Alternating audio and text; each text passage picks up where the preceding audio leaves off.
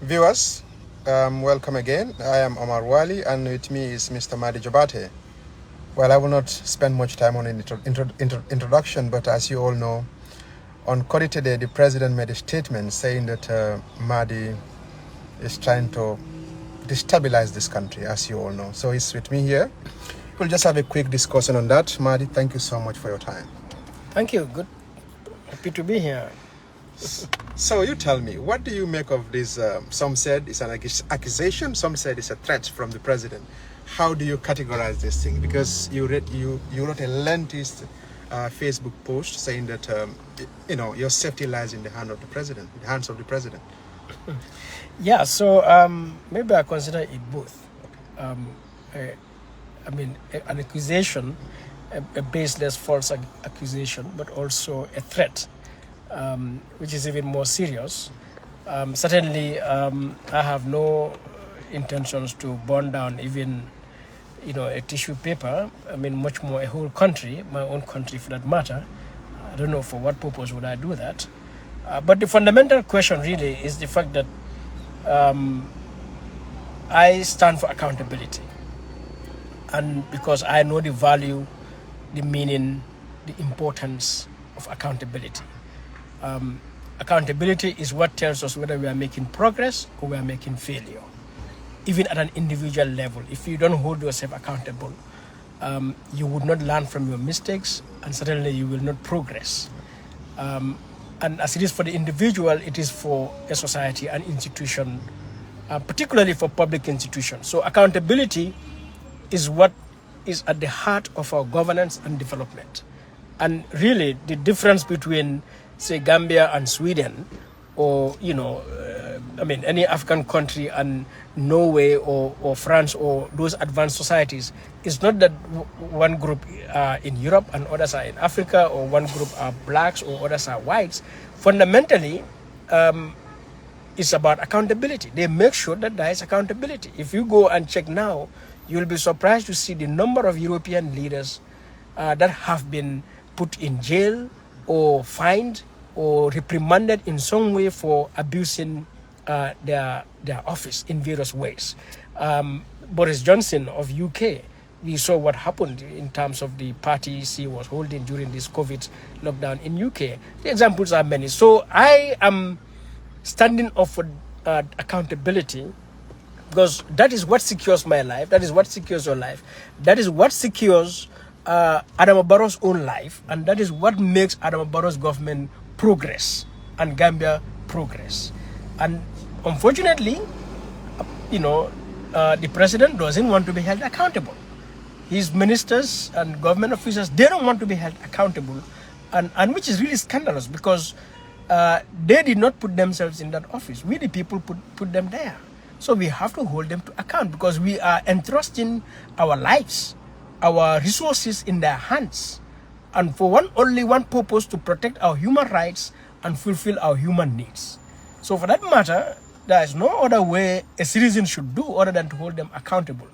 And I'm glad, though, after his ill-advised threats against me, the whole world has shown him that that was a terrible mistake. And I wish he would have the honesty and the courage to call me and publicly to apologize to me and retract his statement, because his statement is totally unbecoming of a president in a democracy, particularly the kind of democracy that we have in this country. And now he has vindicated me. Yeah. Oh, man, that is the beautiful part of it. He has vindicated me. He has acknowledged the efforts that myself, other conscientious Gambians, activists, journalists, ordinary citizens, they are called for accountability. That government, that there's a lot of corruption in his government. There's a lot of inefficiency in his government. There's a lot of wastage in his government. There's a lot of abuse in his government. And that he should put a stop to it, because that is the never again agenda ultimately. So now he has vindicated me.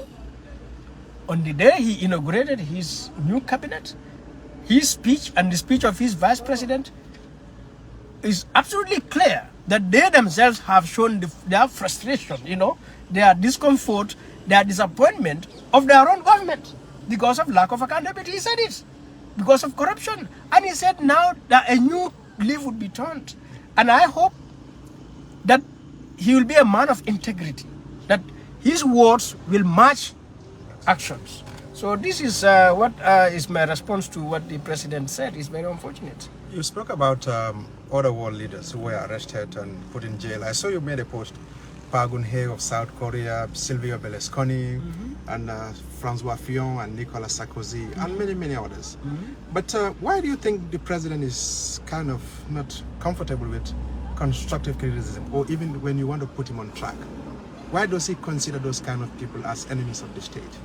Well, an honest man, an honest leader, an honest woman will not run away from criticism. Someone who is committed to serve his or her people, genuinely, honestly, who is patriotic, loves his people, will not be scared of criticism, because he will understand the critics, even if the criticism is malicious, he would find something better out of that criticism, to transform that malice into something productive.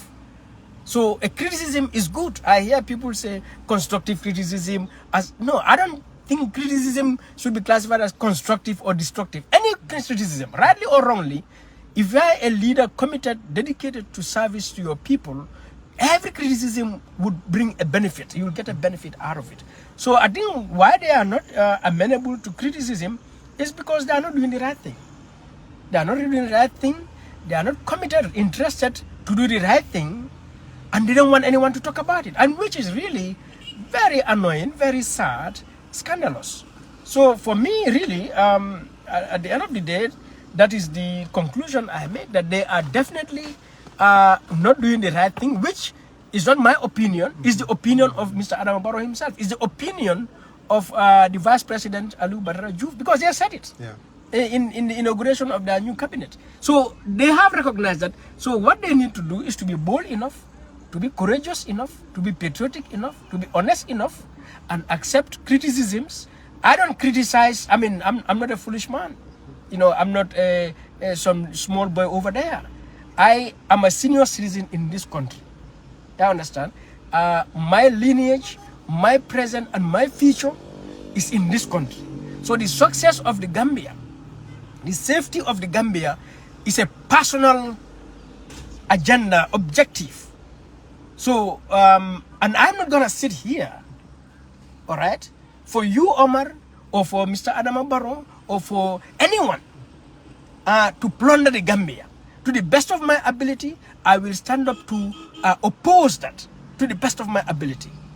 So, to think that therefore you cannot be, or you will not be criticized, particularly by me, is unthinkable. Yes, I'm not doing for anything, and when I criticize, as I said, I'm not a foolish boy to engage in mere talk.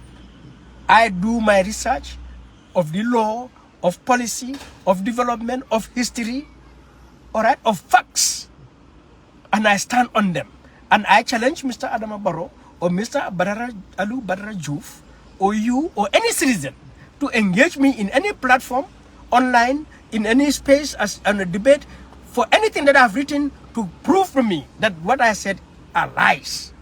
No, I don't tell lies when it comes to the Gambia. I do my research so that when I speak, I am speaking authoritatively, based on facts, based on the law, based on policy, based on history, and so on and so forth. So you go back to all my articles for the past 20 years. Everything I have written, any platform I sat there to speak like I'm speaking right now, I don't speak because I'm happy. I don't speak because I'm dreaming. I speak based on facts. Yeah, so this is what I do. And in my criticism, I don't even see it as criticism. I see it as my contribution to national development. I do it without ill will.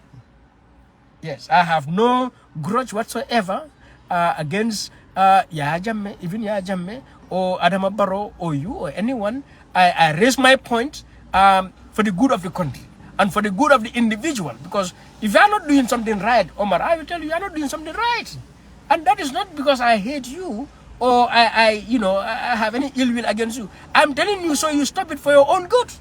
So this is what I do. And this is what I think each and every citizen should do. And this is what I think, that these are the kind of people Adama Barrow should have engaged and associated with since 2017. I have written him letters. My last letter was the day he took his oath for his second term. I told him 3 things you should do in that letter: reverse, repair, and rebuild. Reverse from the path you are, because the path he is on is a wrong path. I hope the speech he gave yesterday or a few days ago is an indication of that. Maybe he read my letter, because that speech indicates reversal. He is taking a turn. I told him repair, because a lot of damage has been done under his leadership from 2017 to date. The 5 years was a disaster, complete failure, complete betrayal by him, serious damages. And I hope he will repair those damages and then start to rebuild this country. So this is what I told him.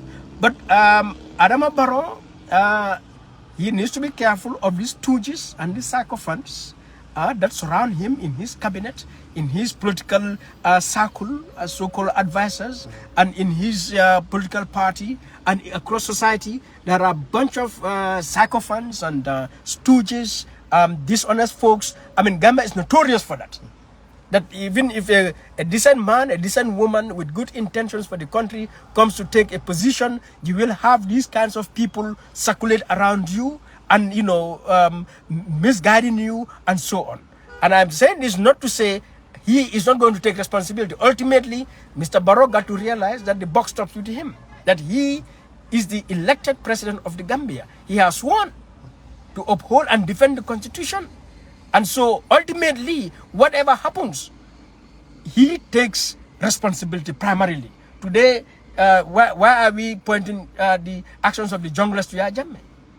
Because Yahya Jammeh, we have not seen him shoot anybody or strangulate anyone. We know the junglers did. But ultimately, as the primary duty bearer, as the president, as the primary defender of human rights, as the primary custodian of the resources of this country, any wastage by any public official, no matter the level, if you fail to take action to ensure accountability, ultimately you take responsibility, even if those officers will also take responsibility for their individual actions.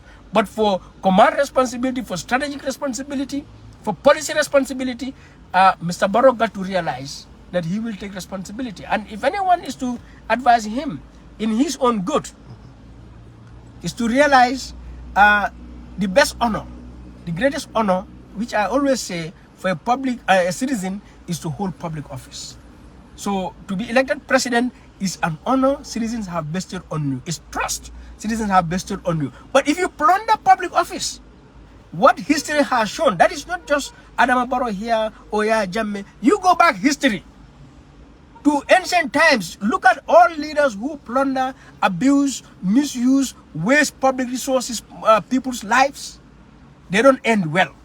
So if anyone is to advise our president, is to realize that in his best interest, serve with honesty, serve according to the law.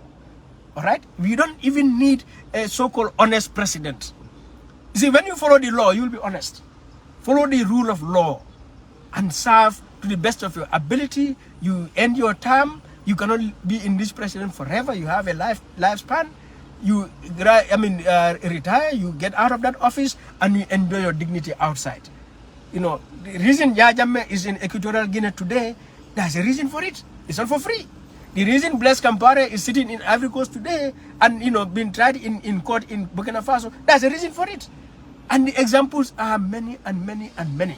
So nobody should think if you are a president or a public official, you will plunder public office, you will plunder, pillage our resources, and then you go home. So everyone, as we have set up the Jana Commission, the TRRC, rest assured there will be accountability after everyone who has served in public office. So he needs to understand that. So that's all I do. Well, when he made that pronouncement, minutes later you did a Facebook post and said your safety lies in his hands. This reminds me of the 2010 Lasanta Vikimatunge in Sri Lanka. He did similar thing. He said, well, if I'm killed, it will be good. If I'm finally killed, it is the government that kills me. So are you worried about your safety? Oh yeah, I'm absolutely worried about my safety of my life and the life of my family, because Mr. Barrow is the primary duty bearer. The Constitution under Section 17 places absolute obligation on him to protect the rights and of all Gambians. And in those rights, the right to life is number one. The statement he made, given our recent history, given our institutions, given our society, the level of political awareness and so on, the statement he made has exposed me, has marked me for attack from any quarter. And so for me, I felt Mr. Barrow has hugely abandoned his responsibilities, has reneged on his oath of office to release that kind of a statement and subjecting me to such a threat that anyone could use that to say, let me attack Mahdi in any way or his family, and nothing will come out of it. We have seen in this country, under Jammeh, not long ago, he mentioned individuals' names, Deda Hydra, and we have seen some people came and shot him. And the examples in other countries are too many. We have seen here, individuals that Jammeh does not want them to hold him accountable, how he has attacked them in various ways. All right, whether it's Usman Silva or Ahmed Mayafati or other individuals, they have been attacked in this country, not to mention the many journalists who also came under attack, because the president at the time, the duty bearer, because a president's word message is huge, is heavy, misrepresenting, caricaturing, smearing the name of individuals, therefore, identifying them as worthy of being attacked.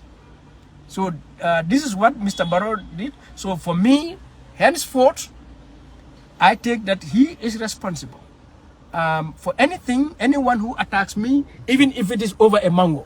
Okay. I take that person is taking advantage of the words of the president to attack me. So I put that responsibility on his head. And further, I put the responsibility on the religious leaders who went there, that they should have, on their faith, on their belief in Allah, should have got up and said, Mr. President, this is un-Islamic. On a day like this, is un-Islamic. So I take those people also, religious leaders, those Banjul Muslim elders, each and every one of them collectively to be responsible for if anything happens to me. Furthermore, I put the responsibility on the vice president at the time, Asadu Ture, and the members of the cabinet who were present there, his political surrogates, who all were there, who should have told the president, stop. What you said is unconstitutional, is illegal, and is calling for violence. So the president has committed for me a crime of incitement to violence, because he is inciting violence against me. So I take responsibility that altogether the state of the Gambia has threatened my life, when they have a constitutional duty to protect my life. So this is my conclusion. So now what do you want Barrow to do now? I want Barrow to apologize to me. That's just to say sorry and move on, or what? To apologize to me, to call me personally and apologize to me, because he called my name. Okay. So let him call me and apologize to me. Let him address the nation and retract, apologize and retract his statement. Let him rededicate himself, reassure the people that he is committing himself to upholding and defending the Constitution of the Gambia. Let him make sure and give warning advice to all Gambians, public institutions, security agencies, and all individuals to refrain from any attacks against Mahdi on account of his statement. This is what I demand of President Adama Barrow. Full stop. Full stop. But before you go, Barrow's comment came barely a week after the then Minister of Local Governments, also threatened to take you to court. So how far with that one? Were you dragged to court? Were you served any summon and so on? Well, I am happily waiting for the Minister of Lands to take me to court. Yes, which is going to be a great opportunity for accountability in the Gambia. So I have responded to his lawyers that I will not apologize, I will not retract my statement, and I stand by my comments, and I am waiting for him to call me and we go to court. And that's why I will stop with that. But I'm more than willing for him to take me to court. What do you say to people who said you are a you are always on the negative side. Even if Barrow does something good, you don't talk about it. You only are the negative side criticizing him. Well, no citizen has a duty, all right, to praise a public officer, a public institution.